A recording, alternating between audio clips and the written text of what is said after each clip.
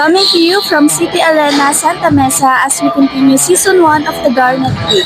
We have here our best player of the game, Mr. Hearts Gat Bonton, with 32 points, 12 rebounds, 10 assists, 4 steals, and 2 blocks. So sir, ano po yung mindset niyo pagpasok ng game? First of all, nagpapasalamat ako kay Lord God Almighty sa kalusugan na binigay sa akin dyan sa safety ng laro namin, yung sportsmanship at karoon din si Commissioner JL at nagkakaroon pa kami ng pagkakataon ng mga medyo pa-retire na at nakakapagpaitan ng maganda. Shoutout Commissioner. So, mindset lang is make the most of the opportunity. Minsan lang makapagbigyan ng ganitong playing time, mapakita natin sa sarili natin dahil sa mga nanonood sa atin na kaya pa kahit paano.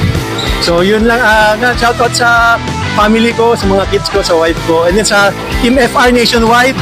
Yung mga di nakalaro, sayang. Sana kay player of the game. And God bless everyone. Stay safe. Magandang gabi. Thank you.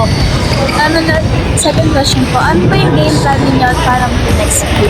Ang game plan is takbo lang fast break kasi pares kaming kulang. So, may ilan sa amin medyo condition nakapaglaro palagi. So, kami ni Mark, medyo takbo-takbo lang palagi. Sipag lang talaga. Medyo hindi ko nga alam na umabot sa ganun yung puntos pero thank you Lord sa pagkakataon.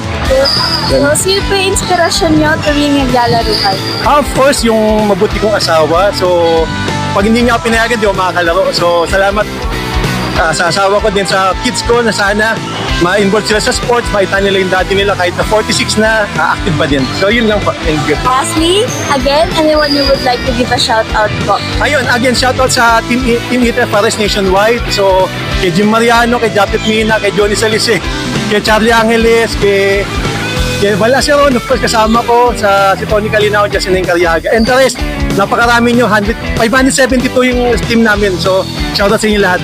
Thank you. Once again, our best player of the game, Mr. Hearts Gat Bonton of Team PLDT Enterprise. Please like and follow our FB page, CX Basketball League. Thank you. Congrats po! Thank you.